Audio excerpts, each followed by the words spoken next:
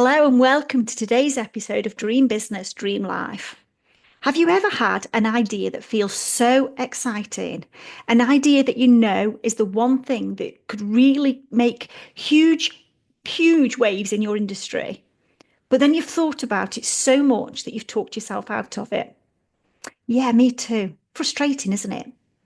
And the one thing that I learned by doing this over and over again is that overthinking doesn't lead to better results.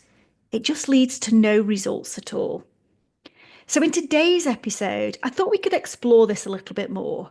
After all, it's that time of year where everyone is starting to think about setting new goals. And I thought, do you know what? It'd be lovely if this time round it could be different for us. This time there could be less overthinking and more action taking.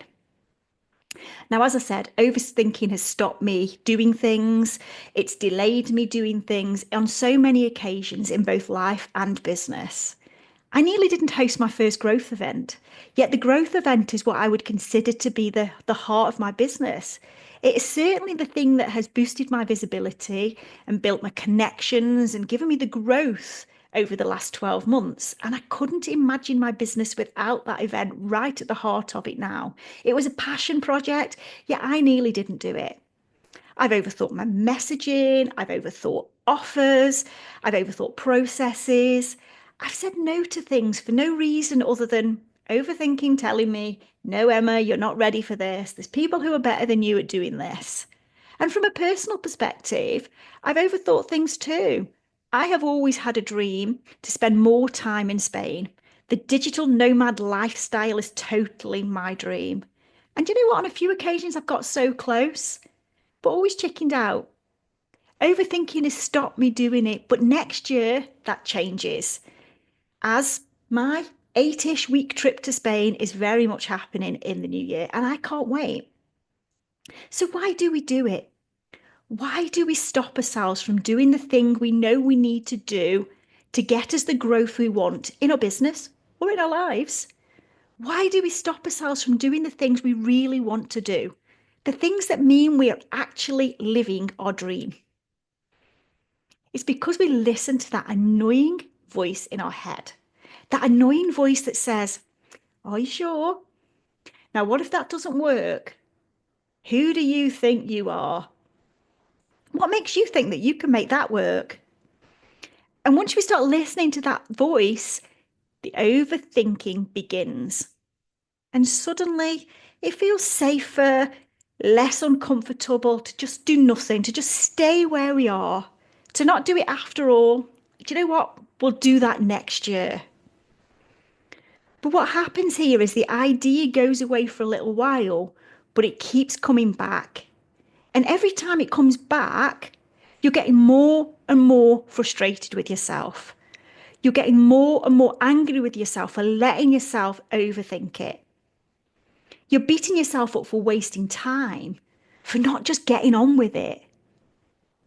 And then there's this other person that's launched the exact thing you wanted to launch but chicking out of doing. Now that cuts deep, right? But it happens. So, what can we do to stop this never ending cycle of overthinking and inaction? I want to share with you a really simple 3-step strategy that will help you. It's a strategy that I now use and a strategy that I have seen work over and over and over again for me and my clients. So, step one is to limit the time you take to make the decision. Now, part of the reason we overthink things is simply the fact that we're allowing ourselves too much time to think about it, too long to let that annoying voice in our head to take over our thoughts and to steer us into what we shouldn't be doing or should be doing. So when you have a decision to make, I want you to in effect set yourself a timer. That can be 10 minutes, it could be 15 minutes. And I want you to use that time to brainstorm all of the possible ideas and outcomes, all of the things that could be done, all of the things that could become a problem. And when the timer goes off, I simply want you to say yay or nay. No exceptions, no excuses. Just make your decision and run with it. The stake is in the ground. Your decision is made. We need to trust our gut more. I honestly don't think I've ever known mine let me down if I've trusted it. So there you go. You're in. You've made a decision. It's a yay. You're going to make this happen. So now let's look at step two. Step two is about taking one teeny action immediately. Now, this is going to give you that little bit of extra buy-in to your decision. So for me, and if you follow me on socials, you will have seen this happen in real life many times. My teeny action is to always tell people I'm going to be doing this thing. Now, I don't always say what the thing is or when it's happening because I don't always know that. It could still be a concept, it could still be an idea, but I share the fact that it is happening publicly. Now, not only does that reinforce the decision for me to say, you've made this decision, Emma, you're going to make this happen, but it also holds me accountable for not changing my mind. And that's why that is my teeny thing. That is why that is always my one teeny thing. I did that exact thing with this podcast. I did that exact thing with my membership, the Growth Lounge, when I launched that back in 2023.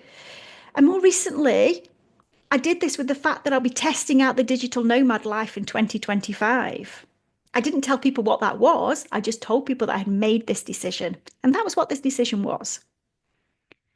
Now, this action can be anything. It doesn't need to be telling people that you're going to make it happen, but it does need to happen immediately after that timer goes off. Timing there is really, really important. And then the final step is to embrace imperfection. Now, I know there's going to be lots of people who are going to sit there and shudder at that moment because we all want perfection, right? But progress beats perfection every single time. And by taking this one teeny action, you're going to have made progress.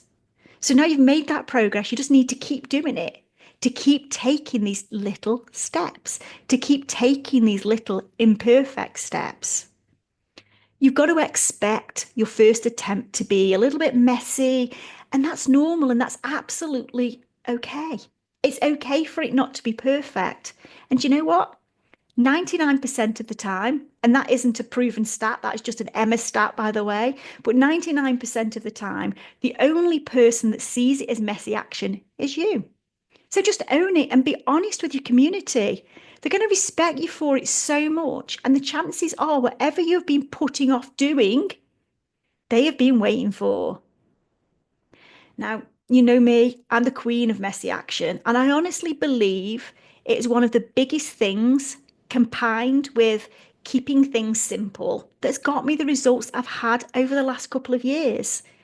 It has given me more time to perfect things. It has given me more time to just make things happen. But if right at the beginning I had given myself that extra time, then do you know what? This podcast wouldn't be launched right now. I'd still be overthinking it. I'd still be thinking about the tech, the name, the graphics, and everything in between. Yet this podcast has got me a lot of visibility. I would have missed out on all of that visibility, all of that growth, if I'd still been sat here thinking about all of the stuff that I needed to do. So there you go. 3 simple steps to stop you overthinking and to get you actually doing the things. Let's recap really quickly. 1, limit the time you allow yourself to make the decision. Set a timer and stick to it. 2, do one teeny thing straight away that is going to help you to cement the decision. And finally, 3, embrace imperfection and trust that messy action is okay. So what is one thing that you've been overthinking lately? Go and apply these 3 simple steps to it and let's see where it takes you. I'd love to know. Drop me a DM and let me know how you got on. Thank you for listening. I will see you next time.